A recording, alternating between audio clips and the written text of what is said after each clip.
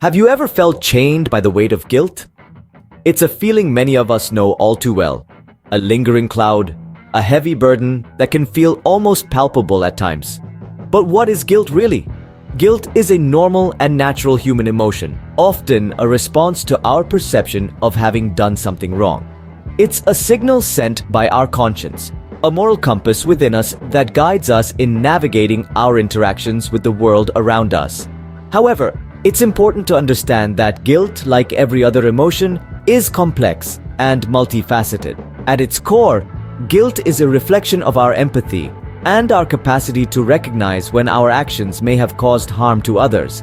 It's a signal that our behaviors or decisions have deviated from our personal values and beliefs. It's a call to action, a prompt to make amends, and to strive to do better. However, guilt can also cast a long shadow on our mental health. When guilt becomes pervasive, it can morph into a relentless critic, a harsh judge that distorts our self-perception. It can keep us stuck in the past, replaying our mistakes over and over again, robbing us of our peace of mind and our ability to move forward. Guilt can lead to feelings of worthlessness, anxiety, and depression.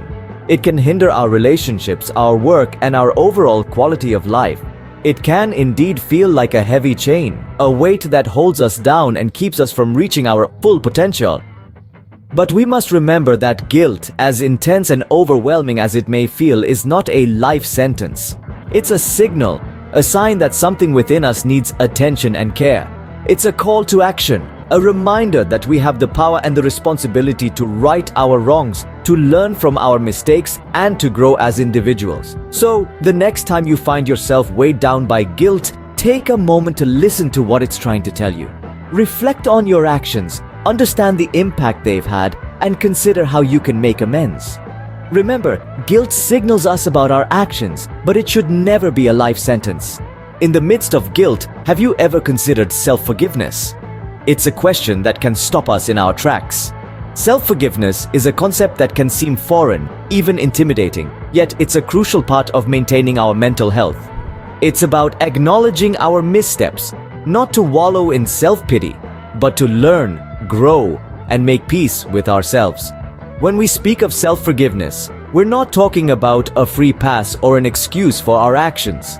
It's not about brushing our mistakes under the rug and pretending they never happened. On the contrary, self-forgiveness involves an honest and often difficult confrontation with our own actions and decisions. And why should we bother with this seemingly arduous task? Because self-forgiveness is a key to freedom. It frees us from the shackles of self-condemnation and opens up a path for personal growth. It allows us to move beyond our past and shape a future that reflects our true potential.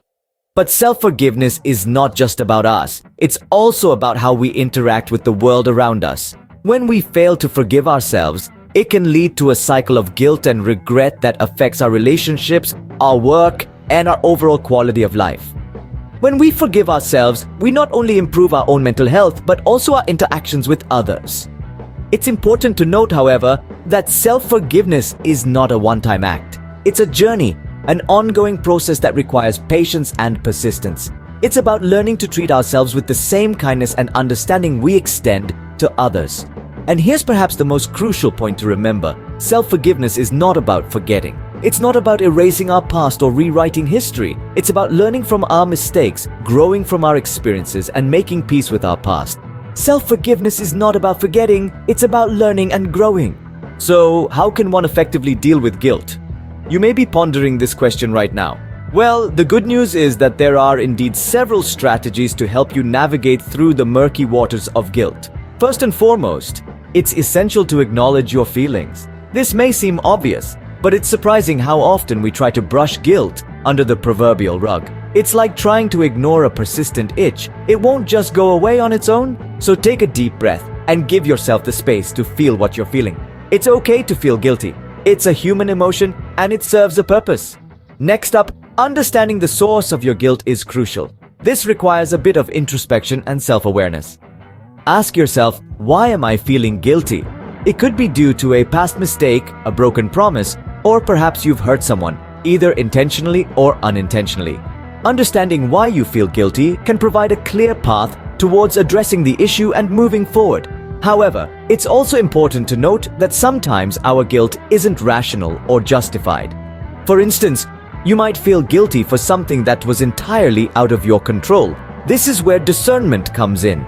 We need to be able to distinguish between guilt that stems from our actions and guilt that's essentially misplaced. Now, if you're finding it difficult to manage your guilt, don't hesitate to seek professional help. Therapists and counselors are trained to help individuals navigate complex emotions, including guilt. They can provide you with tools and strategies to cope with guilt and assist you in your journey towards self-forgiveness. Remember, dealing with guilt isn't about ignoring it or trying to eliminate it completely. Guilt is a part of life, and it serves as a moral compass, guiding us towards better decisions and actions.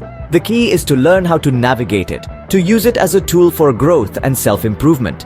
Dealing with guilt doesn't mean eliminating it, but learning to navigate it. And how does one embark on the journey of self-forgiveness? This is a question that many of us may have asked ourselves at some point in our lives. The path to self-forgiveness can be challenging, yet immensely rewarding. Let's delve a little deeper into the steps that can lead us towards this transformative journey. The first step on this path is acceptance. Acceptance doesn't mean condoning or excusing our actions. Instead, it's about recognizing and owning up to our mistakes. It's about acknowledging that we've erred and understanding that it's a part of being human. No one is perfect, and we all stumble at times, and it's perfectly okay. The next step is showing compassion to oneself. Often, we are our own harshest critics. We berate ourselves for our mistakes, amplifying our guilt and making it harder for us to forgive ourselves. But just as we would extend kindness and understanding to a friend who has made a mistake, we need to do the same for ourselves. Self-compassion is about treating ourselves with the same kindness and understanding that we would offer to others. It's about acknowledging our own pain and suffering and giving ourselves the space to heal. The final step is learning from our past mistakes. This is perhaps the most crucial step on the path to self-forgiveness. Instead of ruminating on our past actions, we should use them as a learning experience. Every mistake we make is an opportunity to grow and evolve. By reflecting on our past actions and understanding why we made certain choices, we can ensure that we don't repeat the same mistakes in the future. The path to self-forgiveness is not always a straight line. It's a winding road with many ups and downs. It takes time, patience, and a lot of self-love.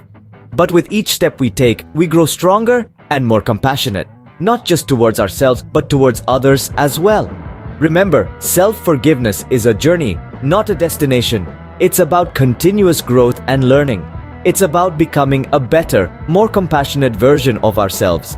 And above all, it's about embracing our human imperfections and learning to love ourselves, flaws and all.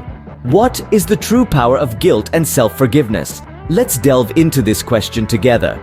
Guilt can be a potent catalyst for change. It's like an internal alarm system, highlighting the instances where our actions don't align with our values. It's a signal that something we've done is not sitting well with us.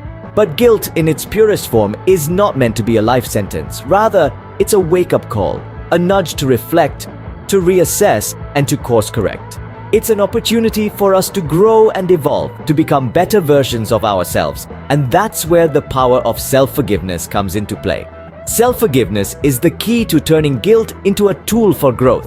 It's about acknowledging our mistakes, learning from them, and then letting them go. It's about understanding that we are all works in progress, and that it's okay to stumble as long as we pick ourselves up and keep moving forward. But what happens when guilt and self-forgiveness are out of balance? Too much guilt can lead to self-loathing and paralysis, holding us hostage in our past mistakes. On the other hand, too little guilt can result in a lack of accountability and empathy.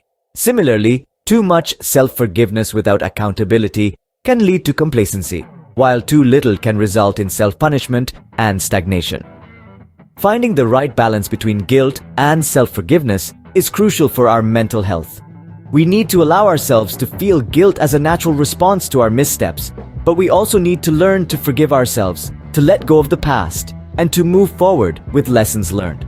So the true power of guilt and self-forgiveness lies in their ability to serve as guides on our journey of self-improvement. They are not enemies, but rather allies, each playing a vital role in our personal growth and evolution. Guilt shows us where we've gone wrong, while self-forgiveness guides us towards the right path. And in that delicate balance, we find the strength to grow, to change, and to become the best versions of ourselves.